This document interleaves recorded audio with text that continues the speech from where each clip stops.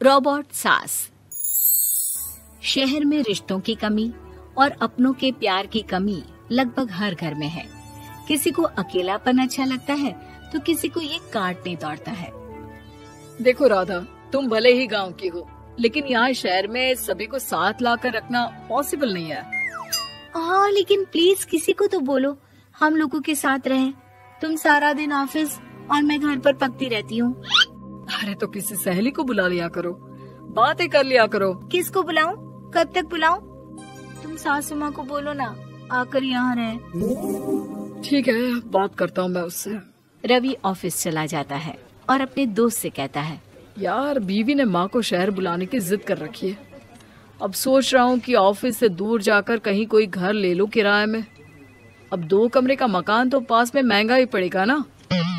पर यार गांव की लड़कियों को शहर शादी करके लाओ तो यही दिक्कत होती है। वो लोग समझ ही नहीं पाती कि शहर की जिंदगी कितनी मुश्किल है। सबकी अपनी अपनी परेशानी है। अब मेरी वाली को देख लो, वहाँ के ऑपरेशन के लिए 2 हफ्तों के लिए लेकर आया था। बीवी ने तो इतना हंगामा किया कि माँ को 1 हफ्ते में ही वापस भेजना पड़ गया। सोच रहा हूँ कि माँ को फोन करूँ और कहूँ कि आ जाओ। क्या पता सास की चिक चिक सुनकर वो भी माँ को गांव भेज दे। आखिर औरतें तो औरतें ही होती है ना। किसे सास के साथ रहना पसंद होगा। बात आई गई हो जाती है। राधा रवि के पीछे एक बार फिर पड़ जाती है। वो 210 वाली है ना? हाँ, क्यों, क्या हो गया उसे? उसकी सास कलाने वाली है।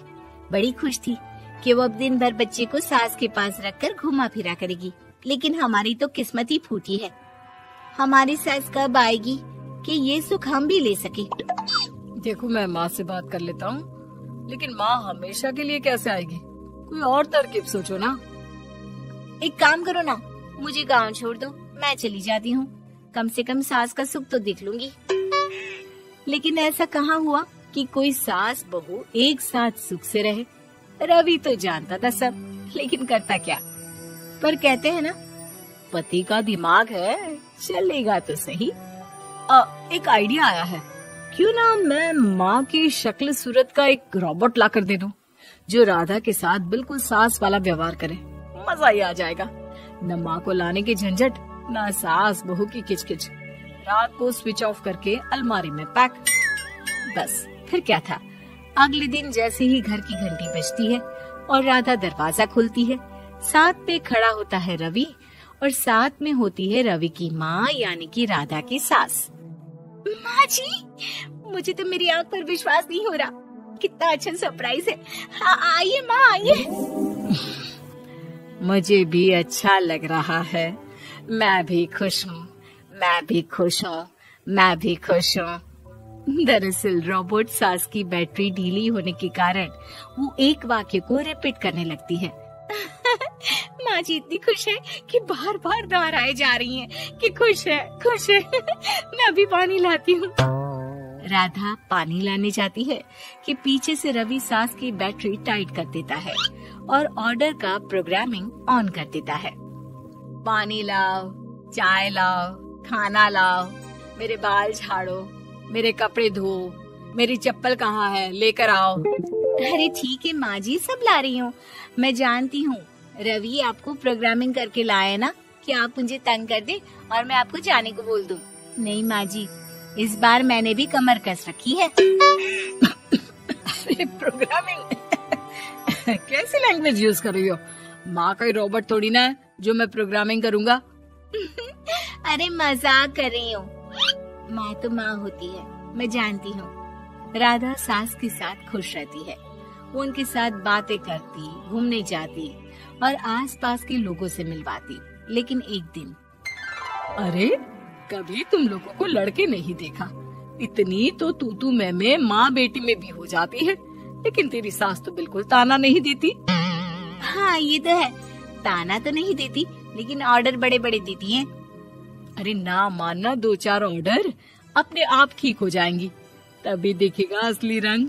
कौन सा तेरे बुलाने पर आई है, बेटे के बोलने पर आई होगी बुढ़िया। बात तो सही है, लेकिन यार कोई बात नहीं ना, सास लड़ाई करे भी तो कोई परेशानी नहीं है। कितना ख्याल भी तो रखती है। ये तो है, लेकिन तेरी सास तो बिल्कुल नहीं लड़ती, ये कैसे? खैर मुझे क्या। पड़ोसन तो चली जाती है, लेकिन राधा के मन में सवाल छोड़ जाती है कि ये सास है भी कि नहीं। रात में राधा रवि से कहती है, मैं ना माँ जी के पैर दबा कर आती हूँ। अरे लेकिन वो तो मैंने अलग कर दिया है। क्या क्या कैसे कहा? नहीं, मेरा मतलब कहा कभी माँ का पैर गांव में रहा करता था, तो मैंने काट कर मतलब माँ को शहर ले आया ना। Okay okay. रवि चैन की सांस लेता है कि चलो कुछ तो बहाना मिला, लेकिन कब तक। रवि रोज माँ के पैर दबाने के बहाने रॉबर्ट को कमरे में ले आता और डिसमेंटल करके रख देता। एक रोज, मैं आज माँ जी की कोई बात नहीं मानूंगी, देखती हूँ कैसे नहीं लड़ती। अरे ऐसी भी सास किस काम की जो खटर पटर ना करे। सास का डिमांड मोड ऑन होता है। खाना दे दो, पानी दे दो, नाश्ता चाहिए। लाई माँ जी। मैं ना देने वाली खाना पानी। लेकिन समय बीतता जाता है, दोपहर और फिर शाम और फिर रात। बहू सास को कुछ नहीं देती, लेकिन रॉबर्ट सास कुछ नहीं कहती। रात को जब रवि घर आता है, राधा रो रही होती है। अरे क्या हो गया? तुम्हारी माँ ने मुझसे लड़ाई की, खूब खरी खोटी सुनाई। मैंने तो आज सुबह से खाना भी नहीं खाया है। रवि समझ जाता है कि राधा झूठ बोल रही है, क्योंकि खरी खोटी वाली प्रोग्रामिंग तो उसने की ही नहीं थी। मैं माँ से बात करता हूँ, तुम परेशान मत हो। रवि रॉबर्ट माँ को लेकर कमरे में चला जाता है। वो उसे डिसमेंटल करके रख ही रहा होता है कि राधा, चलकर देखती हूँ माँ जी कहीं रवि को मेरे खिलाफ भड़का तो नहीं रही है। वो जैसे ही कमरे के अंदर जाती है, डर जाती है। सास के पुर्जे पुर्जे अलग थे। रवि, ये क्या है? ये माँ रॉबर्ट थी, तुमने ऐसा क्यों किया रवि? कुछ नहीं राधा, मैंने जितना अपने दोस्तों से सुना था कि शादी के बाद वैसे तो सब ठीक रहता है, लेकिन जब माँ और बीवी लड़ते हैं तो पति का बुरा हाल कर देते हैं। और मैं ना सुकून से रहना चाहता था, बस इसलिए। नीरू का बेटा फौज में बड़ी पोस्ट पर था। वो हमेशा तैनाती में बाहर रहता। घर में अकेली नीरू बोरियत महसूस करती थी। नीरू की सहेलियों ने उसे सलाह दी कि वो अपने बेटे की शादी करवा दे। बहू के आ जाने से सब ठीक हो जाएगा। बेटा अपार, तू तो फौज में रहता है, मुझे घर में अकेलापन काटने को दौड़ता है। तू एक काम कर बेटा, शादी कर ले, फिर बहू के साथ मैं घर में आराम से रहूंगी। क्या माँ, मैं जब तक मेजर नहीं बन जाता शादी नहीं करूंगा। तुम कहीं घूमने जाया करो, लेकिन शादी की बात मत करो। इतना कहकर अपार वहां से चला जाता है, लेकिन जाते वक्त उसे माँ की भी चिंता रहती है। एक दिन दरवाजे की घंटी बजती है। नीरू दरवाजा खोलती है तो सामने एक सुंदर सी लड़की साड़ी पहनकर सर पर पल्लू रखकर खड़ी होती है। कौन हो तुम बेटा, और तुम्हें किसने भेजा है? मेरा नाम कंचन है और मैं आपके बेटे अपार की बीवी और आपकी बहू हूँ। तभी घर का फोन बजता है।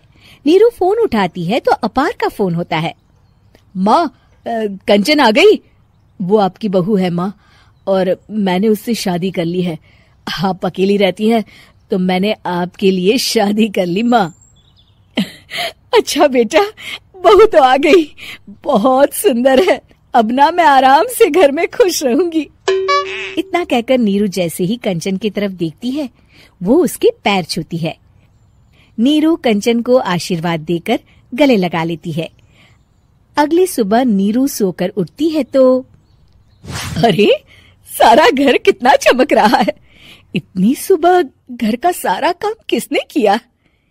तभी कंचन हाथ में स्वादिष्ट नाश्ता और चाय लेकर आती है और टिपॉय पर रखकर कंचन के पैर छूती है। बहू को देखकर नीरू काफी खुश हो जाती है। वो कंचन से कहती है, कंचन बेटा, आज मेरे घर में किटी पार्टी है, तुम मेरी सहेलियों के लिए कुछ अच्छा बना लेना। माँ, मुझे अच्छा बनाना नहीं आता, आप बता दीजिए, मैं बना दूंगी। अरे मैं भी तो नहीं जानती। ऐसा कर, शाम को इटालियन खाना, सी फूड और हाँ चाइनीज खाना बना लेना, ठीक है? कंचन नीरू की बात सुनकर खुश हो जाती है। हाँ माँ, मैं तो ये सब बना सकती हूँ, आप चिंता ना करें। शाम को नीरू की सहेलियां आती हैं, जहाँ कंचन अकेले बनाए स्वादिष्ट खाना बनाकर खिलाती है। वो सारी सफाई कर सबको खुश कर देती है। कंचन अंदर किचन में जाती है कि तभी नीरू की सहेली बोल पड़ती है। अरे नीरू, तेरी बहू तो बड़ी परफेक्ट है, तेरी हर बात मानती है और सारा काम भी अकेले करती है, तुझे शिकायत का मौका भी नहीं देती। लेकिन क्या फायदा, बेचारी नीरू का जीवन तो बहू के आने के बाद भी बोरिंग का बोरिंग ही रहा। क्यों? ऐसा क्यों बोल रही है? अब तो मेरे साथ मेरी बहू भी रहती है। हाँ रहती तो है, लेकिन मैं ऐसी लड़कियों को बहुत अच्छे से जानती हूँ। ये सारे काम इसलिए करती है कि तुझे लड़ाई करने का कोई मौका ना मिले और तू फ्रस्ट्रेट हो जाए, समझी? नीरू भोली सूरत बनाकर कहती है, नहीं, मैं नहीं समझी। अरे घर में सास बहू की लड़ाई ना हो तो घर भी भला घर लगता है क्या? मेरे घर में ही ले ले, सुबह से बहू के साथ लड़ाई में इतनी चहल पहल रहती है कि मन हमारा भी लगा रहता है और पड़ोसियों का भी। नीरू मन में सोचती है, बात तो सही है, अगर ये मेरी शिकायत के बिना ही हर काम कर देगी तो मैं क्या करूंगी? रात को नीरू सोने के लिए कमरे में जाती है, जहाँ कंचन उसके पैर दबाने लगती है।